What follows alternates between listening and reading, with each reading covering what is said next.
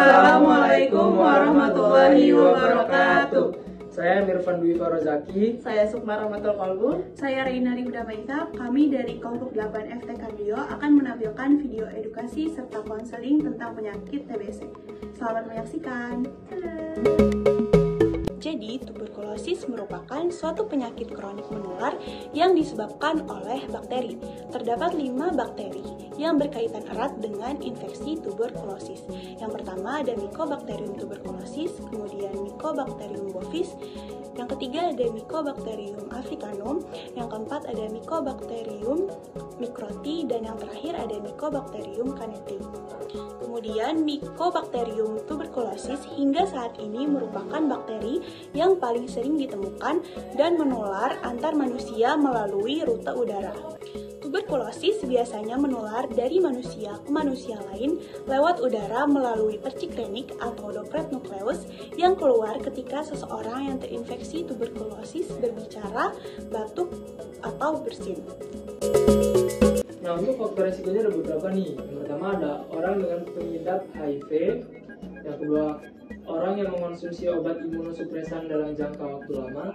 Yang ketiga, perokok. Yang keempat, konsumsi alkohol yang tinggi. Yang kelima, anak usia di bawah 5 tahun. Yang keenam, lansia.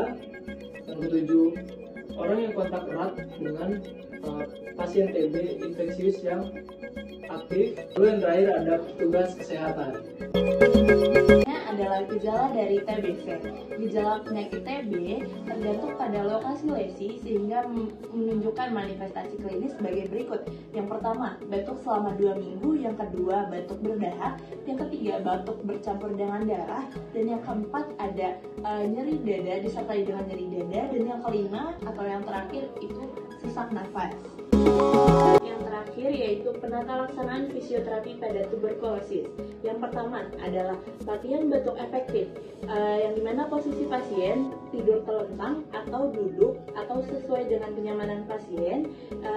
Lalu fisioterapi mengarahkan kepada pasien untuk mengambil nafas secara dalam dan hal ini dilakukan sebanyak 2 kali. Lalu setelah itu pasien diminta untuk membatuk secara kuat.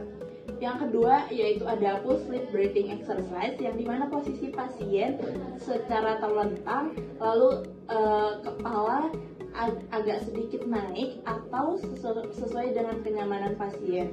Lalu di sini pasien diminta untuk menghirup udara melalui hidung dan mulut dan hingga perut mengembang atau secara maksimal, dan setelah itu ditahan selama 8 hitungan atau sesuai dengan kemampuan pasien.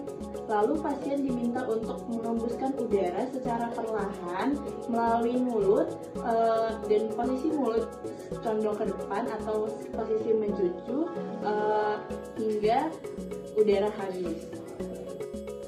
Sekian video konseling dan edukasi dari kelompok kami. Kurang lebihnya mohon maaf. Wassalamualaikum warahmatullahi wabarakatuh.